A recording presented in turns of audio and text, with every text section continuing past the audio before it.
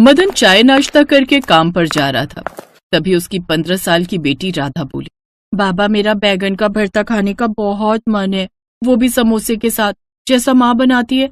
आप शाम को आते वक्त बाजार से बैंगन ले आना, मैं माँ को बोलूंगी वो समोसे तैयार रखेगी। ठीक है बेटी, ले आऊंगा। अरे राजू, ये क्या, तू हर वक्त ये बैट बॉल लेकर खेलता रहता है? चल जा अंदर पढ़ाई कर अब। फिर मदन काम पर चला जाता है। शाम को मदन काम से लौटा तो बाजार से बैंगन लेकर आ गया। ले संगीता, आज ये भरता बना दे। राधा बिटिया का बड़ा मन था ना बैंगन का भरता खाने का। अच्छा ठीक है, मैं बना देती हूँ। मैं तब तक नहा कर आता हूँ, बहुत थकान हो गई है। संगीता बैंगन का भरता बनाकर तैयार कर देती है। फिर सभी लोग साथ में बैठकर बैंगन का भरता और समोसे खाते हैं। वाह माँ, आप तो सचमुच बड़ा ही मजेदार बैंगन का भरता बनाती हो। और इन समोसों के साथ और भी ज्यादा मजा आता है। हाँ हाँ जानती हूँ, मेरी माँ भी यही कहती थी। बैंगन के भरते के साथ समोसे का कितना बढ़िया स्वाद होता है, ये उन्होंने ही मुझे सिखाया था। माँ मुझे तो और चाहिए। हाँ हाँ ले ले, अभी और भी है। संगीता सच में खाना बड़ा ही लाजवाब बनाती थी, और खासकर बैंगन का भरता, वो भी समोसे के साथ। संगीता ने भी अपनी माँ से ही बैंगन का भरता और समोसे बनाने सीखे थे। ऐसे दिन गुजरते हैं, सब ठीक ठाक चल रहा था। लेकिन एक रोज उनकी खुशियों को किसी की नजर लग गई। जब एक शाम मदन अपने काम से घर लौट रहा था, लेकिन सड़क पार करते वक्त एक ट्रक उसे टक्कर मारकर चला जाता है, जिससे उसके एक पैर में चोट लग जाती है और अब वो लंगड़ा कर चलता है, जिससे अब वो मजदूरी का काम भी ऐसे ही लंगड़ा लंगड़ा कर करता, जिस कारण वो कई बार सामान गिरा भी देता, जिससे उसके मालिक को उसका काम पसंद नहीं आता और वो उसे काम से निकाल देता है।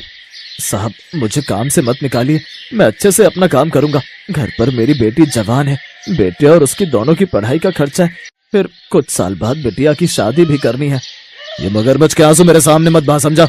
और बेटी की शादी की इतनी चिंता थी तो पहले से ही पैसे जोड़ कर रखता ना। तेरी वजह से मैं अपना नुकसान क्यों करूँ? अब जा यहाँ से, तुझ जैसे लंगड़े को कोई ना कोई तो भीख दे ही देगा। साहब, मेरी परेशानी समझिए, मुझे मत निकालिए। कहाँ ना निकल यहाँ से। मदन की अब नौकरी चली गई और अब वो घर पर बैठ गया। घर में जो थोड़ी सी बचत थी वो भी धीरे धीरे खत्म होने लगी। कुछ समय बाद नौबत यहाँ तक आ गई कि अब उनको नमक के साथ रोटी खानी पड़ रही। माँ, ये क्या, हर वक्त नमक रोटी या चटनी रोटी खानी पड़ती है? पहले के दिन भी क्या थे जब तुम समोसा, बैंगन का भरता ये सब बनाती थी? तुम जानते हो न बच्चों, बाबा की नौकरी चली गई है और अब उनके पास कोई काम नहीं है। मैं कितना मजबूर बाप हूँ जो अपने बच्चों को अच्छा खाना और अच्छी शिक्षा भी नहीं दे सकता।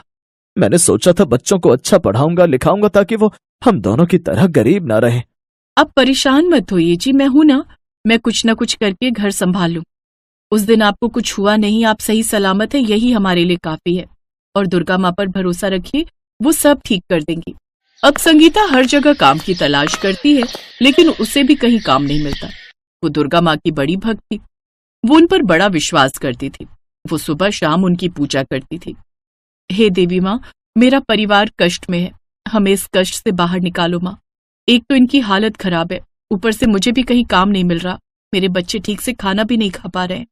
हम पर अपनी कृपा करो माँ, मुझे कहीं कुछ काम दिला दो ताकि इस घर का गुजारा चल सके। अगले दिन संगीता फिर काम की तलाश में चली गई। अब उसे जमींदार के खेतों में काम मिल गया और दिहाड़ी के तौर पर उसे दिन के 200 रुपए मिलने लगे। अब वो सुबह जल्दी घर का काम खत्म कर खेत पर काम करने चली जाती। काम करते हुए उसे 2 महीने बीत गए, लेकिन एक रोज, संगीता, ये ले अपने दिहाड़ी के पैसे, और कल से काम पर आने की जरूरत नहीं है। लेकिन आप ऐसा क्यों कर रहे हैं मालिक? क्योंकि मुझे अब तुझसे जवान और बढ़िया मजदूर मिल गए जो कि दिहाड़ी भी कम ले रहे हैं और काम भी जल्दी करते हैं, इसीलिए अब तेरी छुट्टी है। ऐसा ना करो साहब, आप तो जानते ही हो घर पर मेरा बीमार पति और 2 बच्चे हैं। अगर कमाऊंगी नहीं तो उनका पेट कैसे पालूंगी? तो मैंने क्या तुझे और तेरे परिवार को पालने का ठेका ले रखा है? चल अब जाए यहाँ से। संगीता को काम करते हुए 2 महीने ही हुए थे और उसका ये काम भी छूट गया। बड़ी मुश्किल से काम मिला था, लेकिन अब वो भी नहीं रहा। हे दुर्गा माँ, हमें इस मुसीबत से बाहर निकाल माँ। उस रात संगीता दुर्गा माँ की तस्वीर के आगे हाथ जोड़कर बैठी रही, और कब उसकी आंख लग गई उसे पता ही नहीं चला। तभी रात को उसके सपने में दुर्गा माँ आई। पुत्री, इतना निर्बल मत बनो, मैं जानती हूँ तुम बहुत ही बलशाली हो। तुम बस खुद पर भरोसा रखो और अपने काम की शुरुआत करो। माँ, आपके दर्शन पाकर तो मैं धन्य ही हो गई माँ, और मैं भला क्या काम कर सकती हूँ माँ? तुम भूल रही हो, तुम्हारे हाथ का बैंगन का भरता और समोसे जिसका तुमने मुझे भी भोग लगाया था। अगर तुम वो बनाकर बेचो तो तुम अच्छी कमाई कर सकती हो और अपने परिवार का भरण पोषण अच्छे से कर सकती हो। तथास्तु।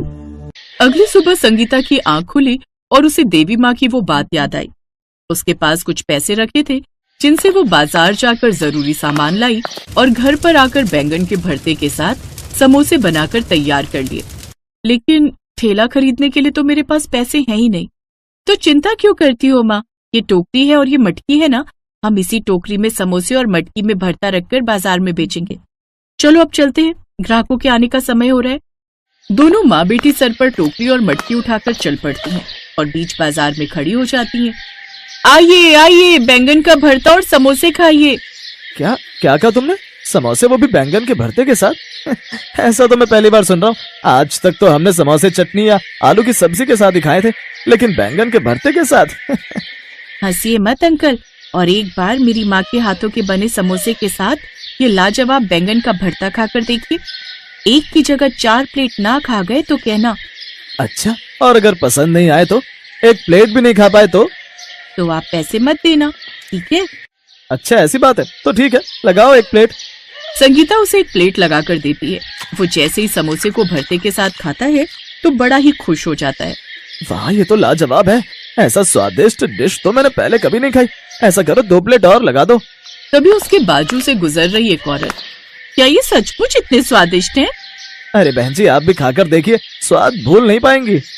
इसी तरह अब और भी ग्राहक उनके पास आने लगते हैं। कुछ ही देर में उनके बनाए हुए सब बैंगन के भरते और समोसे बिक जाते हैं। उस दिन की कमाई देख दोनों माँ बेटी बड़ी खुश होती हैं। अब इसी तरह वो अगले दिन और भी ज्यादा बैंगन का भरता और समोसे बनाकर लाती हैं। उस दिन तो उनका सारा सामान 2 घंटे में ही बिक जाता है। कुछ दिन बाद ही अब उसने एक ठेला खरीद लिया और उसमें ही सामान बेचने लगी। उसका ठेला लगते ही ग्राहकों की भीड़ उसके आसपास लग जाती। महीने भर में वो बैंगन के भरते और समोसे वाली के नाम से हर जगह मशहूर हो गई। उसने अपने पति का इलाज बड़े से अस्पताल में करवाया और वो भी पूरी तरह ठीक हो गया। अब दोनों पति पत्नी अपना ठेला संभालते और दोनों बच्चे स्कूल जाते।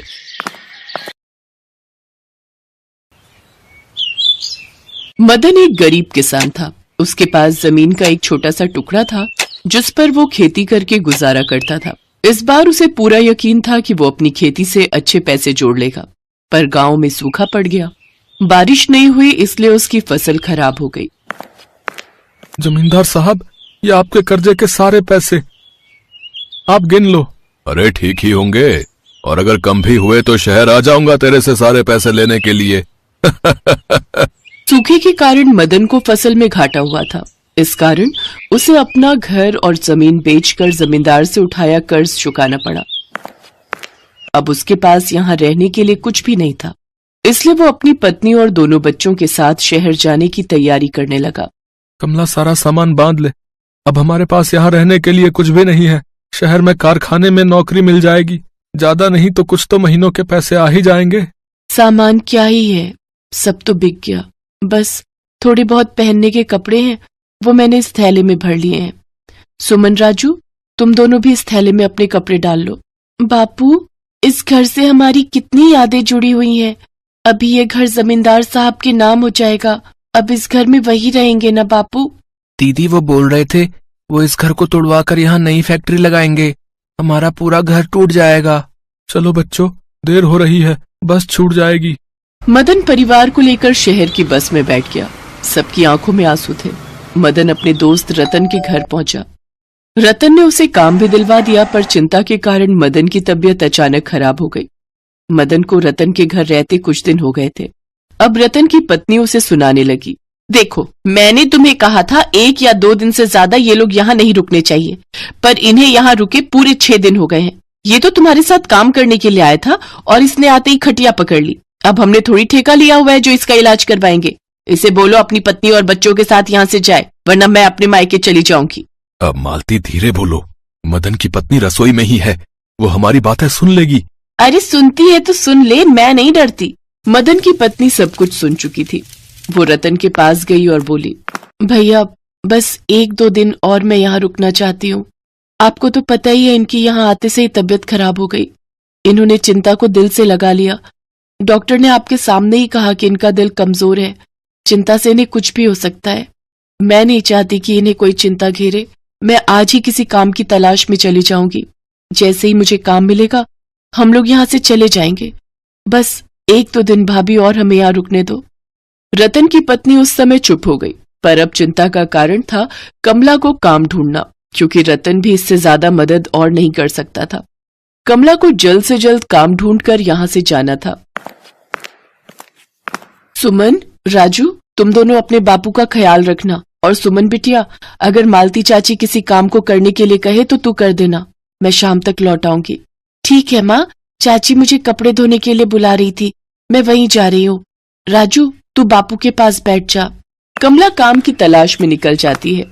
चलते चलते वो काफी दूर बाजार में निकल आई। उसे रास्तों का इतना पता नहीं था।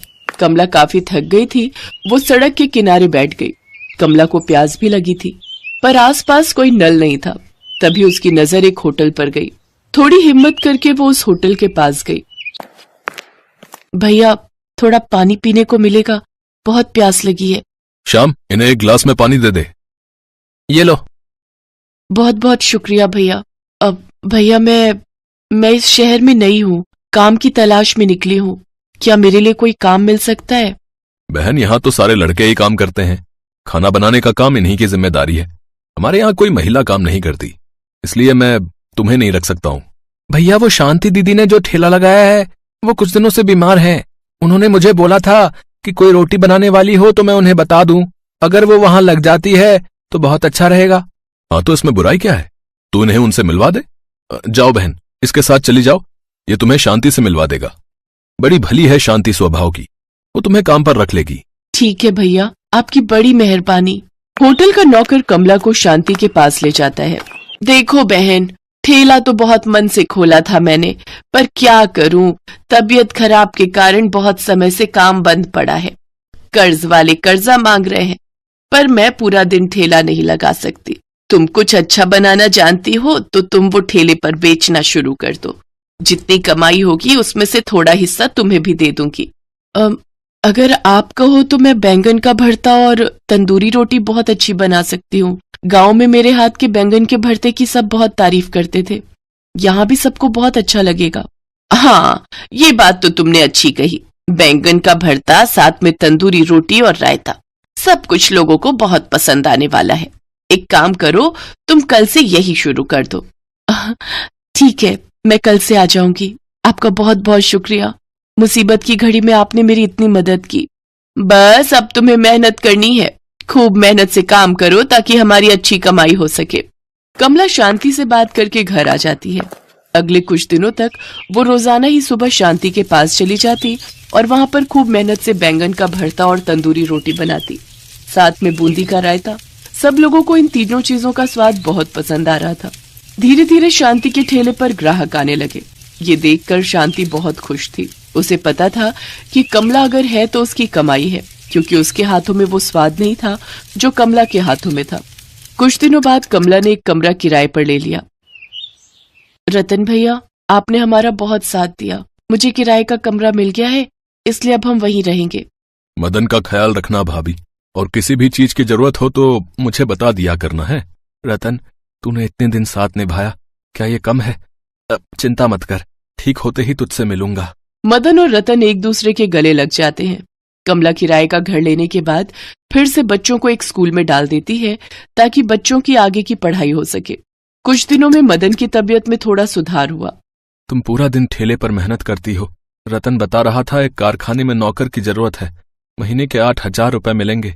मैं सोच रहा हूं मैं भी वहां काम करने लग जाऊं। हम दोनों मिलकर मेहनत करेंगे तो अपने बच्चों को वो खुशी दे सकेंगे जिसके लिए वो आज तक तरसते रहे हैं। तुम ठीक कह रहे हो, हम दोनों खूब मेहनत करेंगे। तुम्हें पता है बैंगन का भरता तंदूरी रोटी की स्पेशल थाली कितनी मशहूर हो गई है। शांति दीदी का मन है कि अब हम एक होटल खोल लें। बहुत सपना देख रही है वो भी। बस ईश्वर करे हमारा ये सपना जल्दी पूरा हो जाए। तभी शांति भी आ जाती है। समझो तुमने ईश्वर से मांगा और सपना पूरा हो गया। अभी अभी होटल के लिए बात करके आ रही हूँ। 15,000 रुपए किराए का होटल मिला है। अब हम दोनों को खूब मेहनत करनी है। अरे भाई, अब होटल में काम करने जा रहे हैं तो मुंह मीठा तो करा।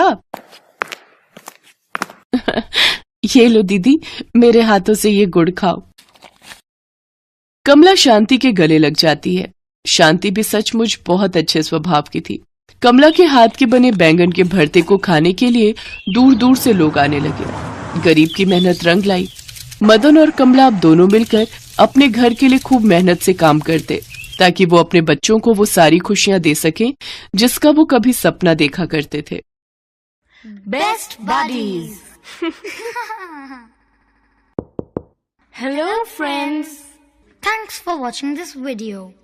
अगर आपको ये वीडियो पसंद आया है तो प्लीज लाइक, सब्सक्राइब, कमेंट्स करें इस वीडियो पर, और हाँ, शेयर करना भी ना भूलें। और भी मजेदार वीडियो देखने के लिए नीचे दिए गए बेल आइकॉन को दबाएं। देखते रहिए बेस्ट बडीज।